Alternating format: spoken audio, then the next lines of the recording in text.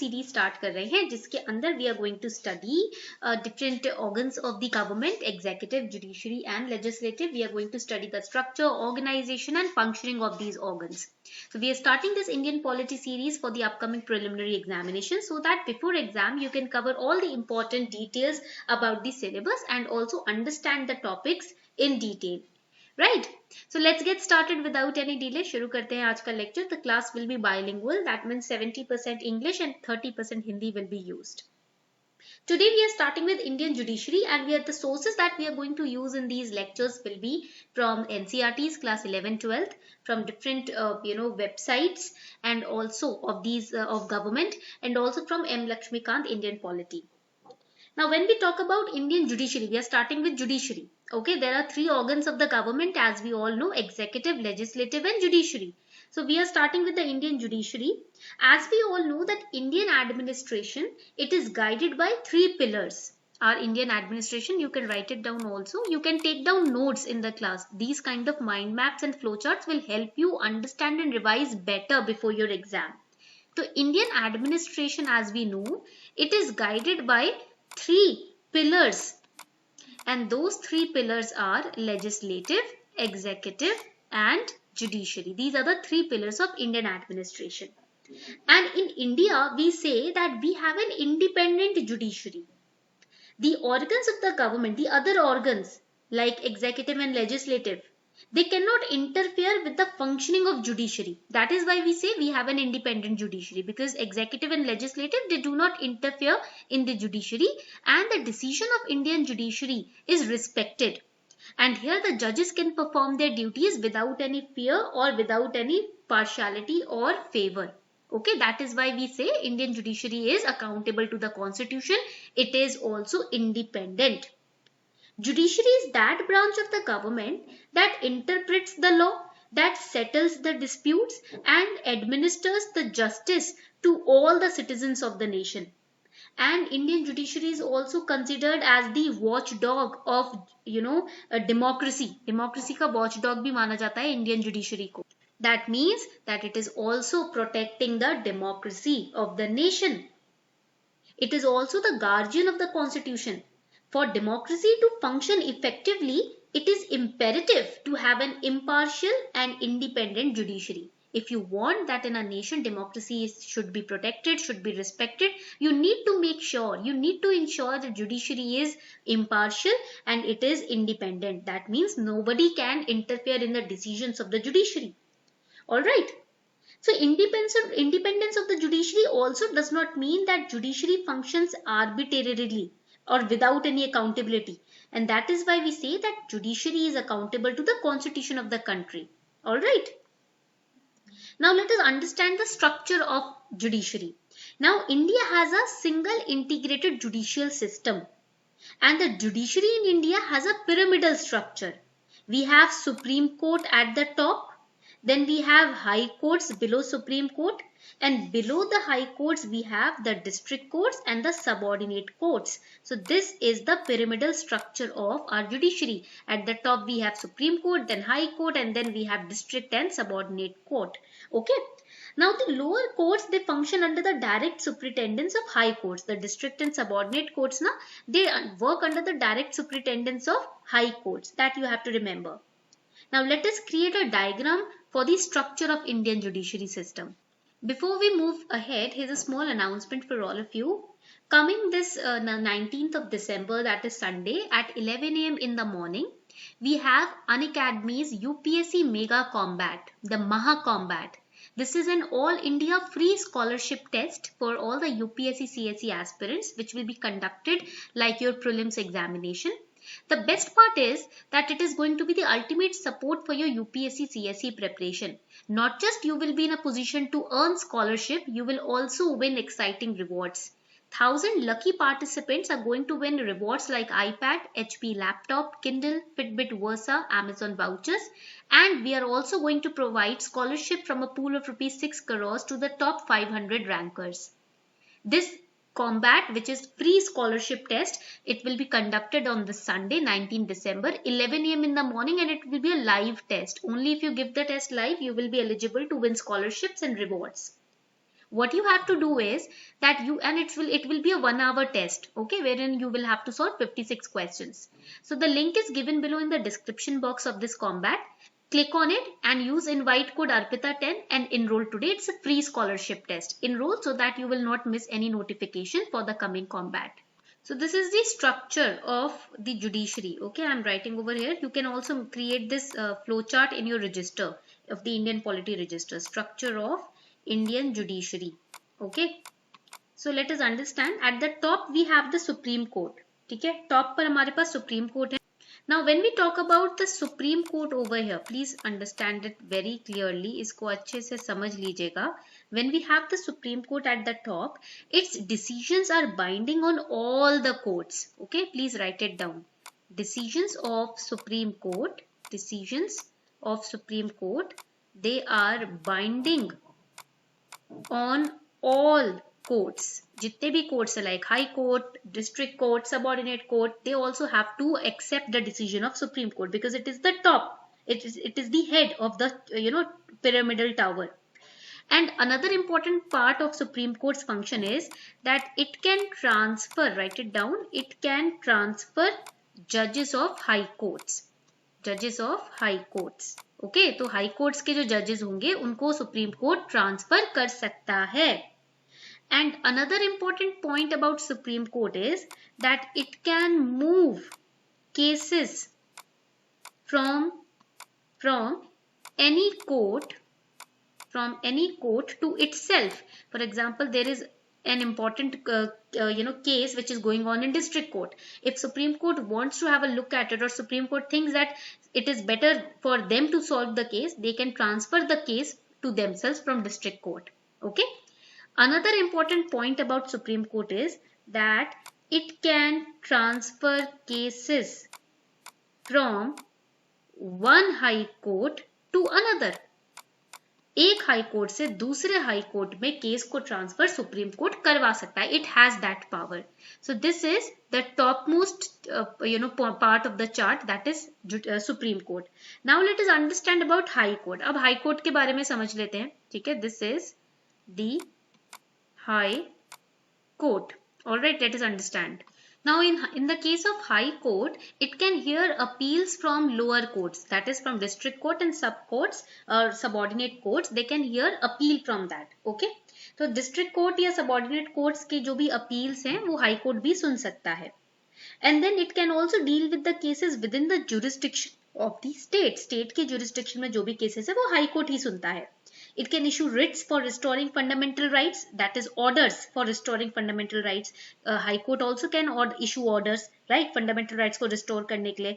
It can exercise superintendence and control over the courts which are below it, that is the district court and the subordinate courts. Okay. Now let us understand about the district court. अब समझते हैं district courts के बारे में.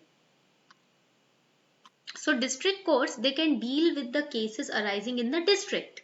Okay, जो भी district में cases होते हैं वो डिस्ट्रिक्ट कोर्ट सुनते हैं. They can also consider appeals on decisions which are given by lower court, that is the subordinate court. And they can also decide cases involving serious criminal offences. This is important point. ये prelims के लिए भी it is very important.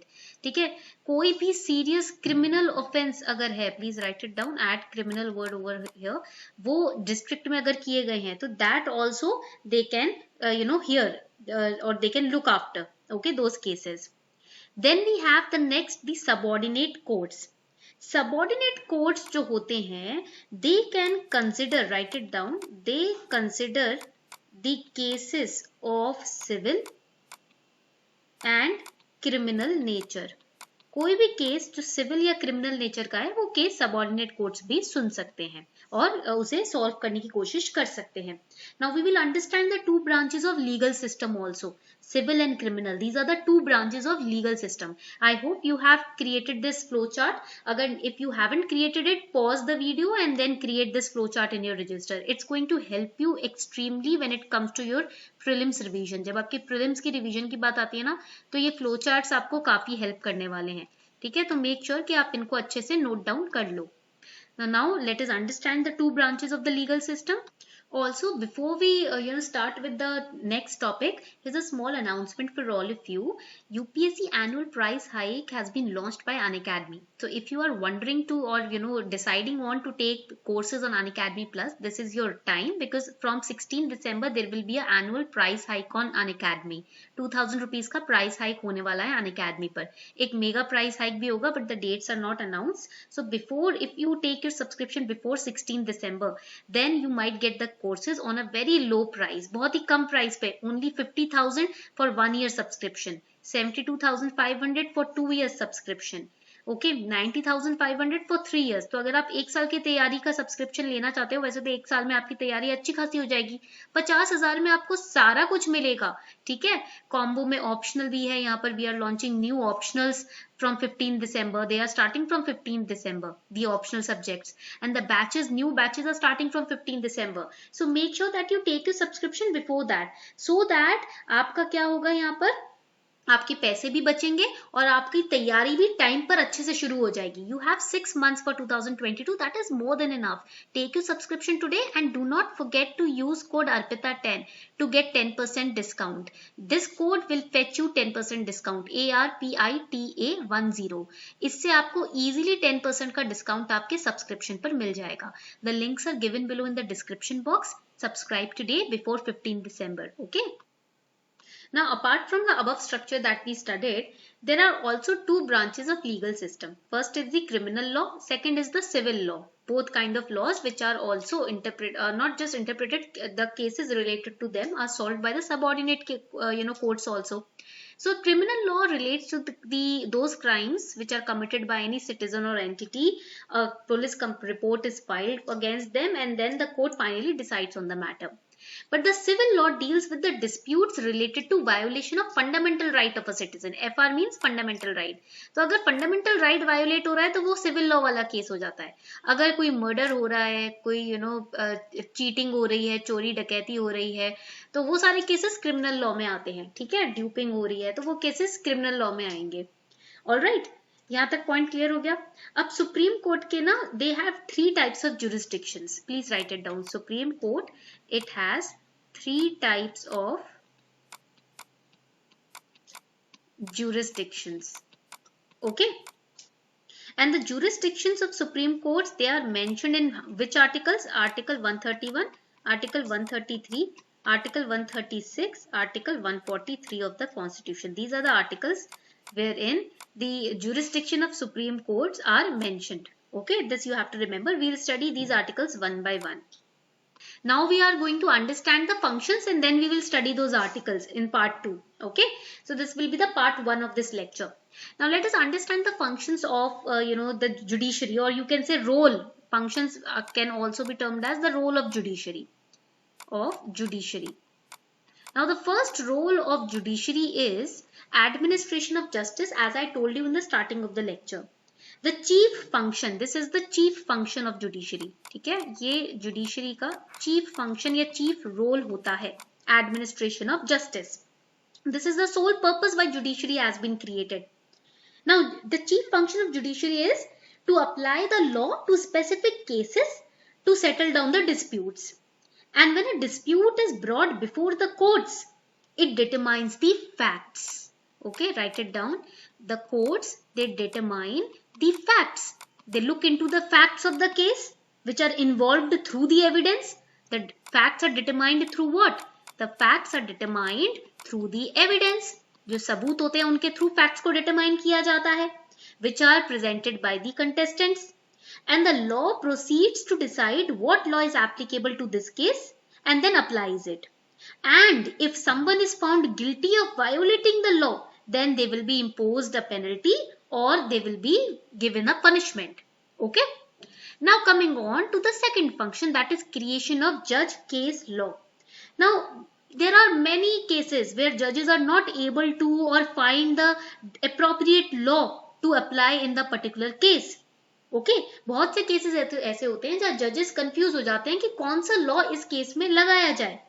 So in that case, judges, they decide what the appropriate law is on the basis of their own wisdom, on the basis of their own common sense. And through that, judges have built up a great body of judge-made law, which is also known as the case law. Okay, यहाँ पर please write it down. Judge made law, where the judges, they use their experience, their wisdom, their common sense to solve a case.